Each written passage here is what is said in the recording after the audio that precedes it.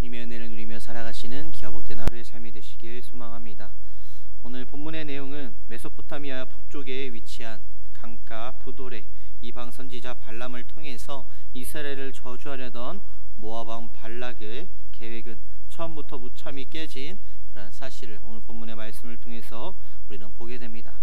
발락 왕은 발람을 끌어들여 산 위에 바알의 산당에서 제단을 쌓고 발람으로 하여금 이스라엘을 저주하게 하려고 했습니다. 하지만 하나님의 말씀으로 인해서 발람은 이스라엘을 축복하는 그러한 예언을 하게 되었습니다.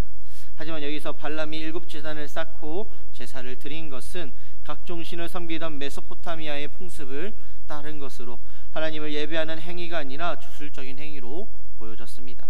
이러한 모습들로 비춰볼 때 발람은 하나님을 주술 신앙의 대상인 그러한 신 중에 하나로 여겼던 것으로 보여집니다.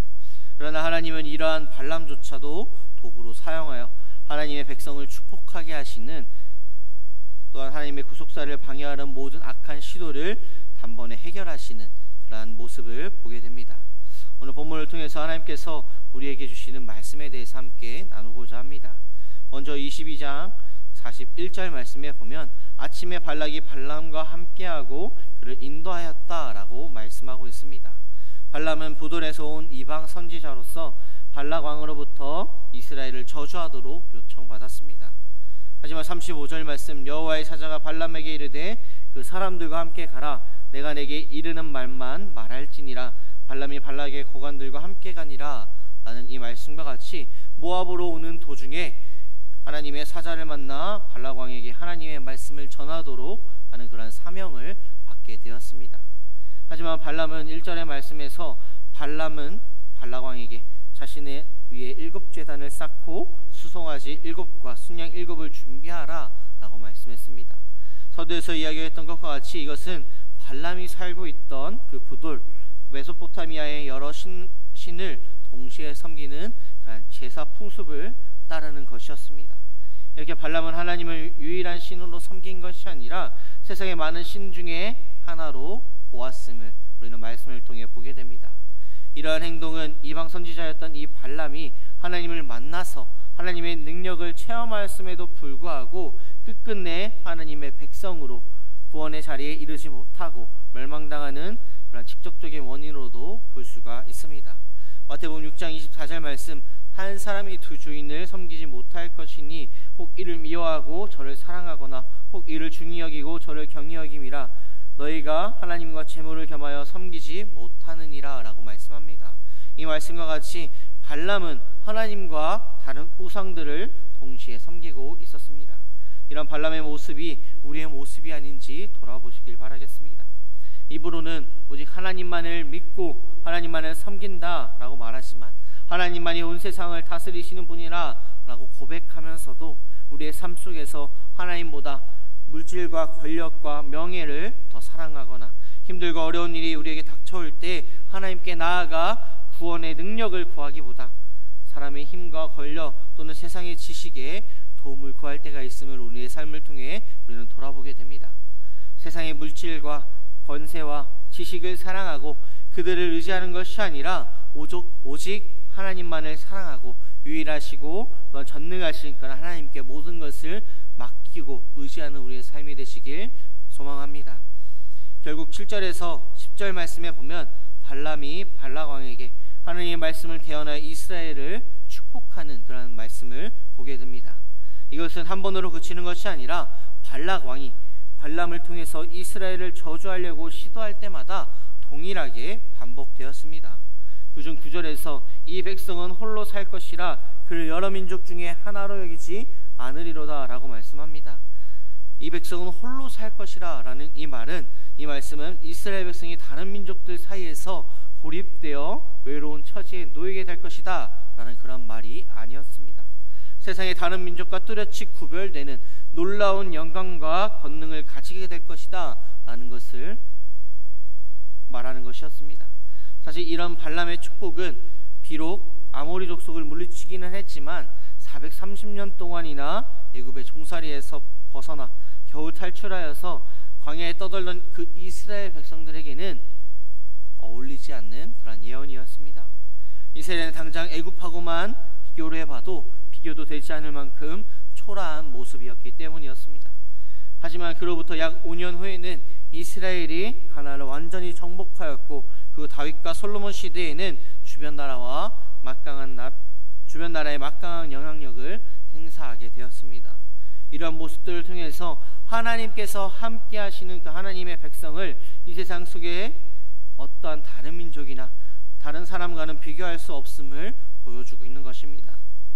더 나아가 11절 말씀에 보면 이스라엘 백성을 저주하기 위해 데려왔던 이 발람이 오히려 그들을 축복하자 발락 왕은 자신의 의도가 오히려 거꾸로 되었음을 인해 불평하고 있는 것을 보게 됩니다.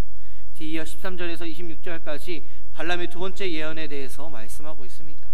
발락 왕은 발람이 이스라엘을 저주하리라는 그 기대와는 달리 도리어 이스라엘을 축복하는 그런 예언을 하자 당황하여 이번에는 발람을 이스라엘 진의 끝부분만 보이는 비스가 꼭대기로 데려갔습니다. 또한 첫 번째 예언 때와 같이 동일한 의식을 행한 후에 이스라엘을 저주하도록 하였습니다. 13절 말씀을 보면 발락이 말하되 나와 함께 그들을 달리 볼 곳으로 가자. 거기서는 그들을 다 보지 못하고 그들의 끝만 보리니 라고 말씀합니다. 발락 왕은 아마도 발람이 이스라엘을 저주하지 못한 그 원인이 이스라엘의 수요가 너무 많아 두려워했기 때문이었다라고 생각한 것이었습니다. 그러나 이번에도 발락 왕이 이스라엘을 저주하려고 시도했을 때 그것이 실패하였고, 또 하나님께서는 이 발람을 통해서 오히려 이스라엘을 축복하는 그런 결과를 얻게 되었습니다. 발람은 이스라엘을 저주하지 못한 것이 장소를 잘못했기 때문이 아니라 이스라엘의 많은 숫자를 보고 두려워했던 그런 까닭이라고 생각한 이 발락 왕은 실패의 원인을 장소나 상황 같은 그런 외부의 환경에서 바라보았습니다. 하지만 발락 왕은 이 자신의 계획이 실패한 것은 장소를 잘못했기 때문이 아니라 처음부터 하나님의 백성을 저주하려는 그 잘못된 목적을 가지고 하나님의 뜻을 거슬려 하나님을 대적했기 때문이라는 사실을 깨닫지 못하고 알지 못했습니다. 사무엘상 17장 47절 말씀, 또 여호와의 구원하심이 칼과 창에 있지 아니함을 이 우리에게 알게 하리라. 전쟁은 여호와께 속한 것인즉 그가 너희에게 우리 손에 넘기시리라 라고 말씀합니다. 이 말씀과 같이 사람의 성패는, 사람의 모든 것들은, 생사화복은 하나님께서 주관하시며 하나님께서 인도해 가심을 우리는 잊지 말아야 합니다. 사람의 성패를 좌우하는 것은 사람의 능력이나 환경이 아니라 하나님께 속한 것임을 우리는 잊지 말아야 합니다. 그렇게 우리는 우리의 성패를 좌우하시는, 우리의 생사화복을 주장하시는 하나님을 바라보며 잘못된 목적을 바로잡고 하나님의 기쁜 뜻을 위해 나아가야 하며 죄악에서 회개하고 또한 말씀을 따라 정직하고 바르게 살아가는 우리의 믿음이 되도록, 그러한 신앙이 되도록 노력해야 한다라는 것입니다. 그렇게 오늘 말씀과 같이 우리는 하나님을 바라보며 온전히 주님만을 바라보며 우리의 삶을 주관하시는 예수 그리스도, 온전히 주님만을 의지하며 나아가는 우리의 삶이 되어야 한다라고 말씀합니다.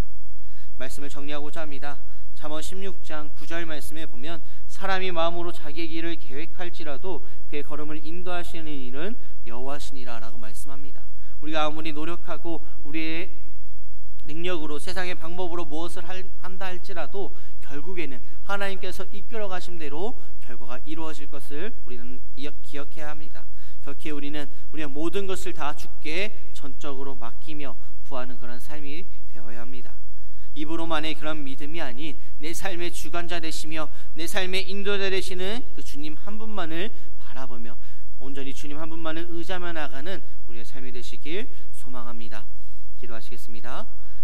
사랑과 은혜가 충만하신 아버지 하나님, 세상 것 바라보고 세상 것 의지하는 것이 아니라 온전히 주님만을 바라보며 주님만을 의지하며 나가는 우리의 삶이 되게 하여 주시옵시고, 내 삶의 주관자 되시며 내 삶의 인도자 되시는 그 주님 한 분만을 바라보며 나가는 우리의 삶을 주님 인도하시고 함께하여 주시옵소서. 주님을 바라보며 의지하며 살아갈 줄 믿사옵고 바라오며 사랑하신 예수님의 이름으로 기도드립니다.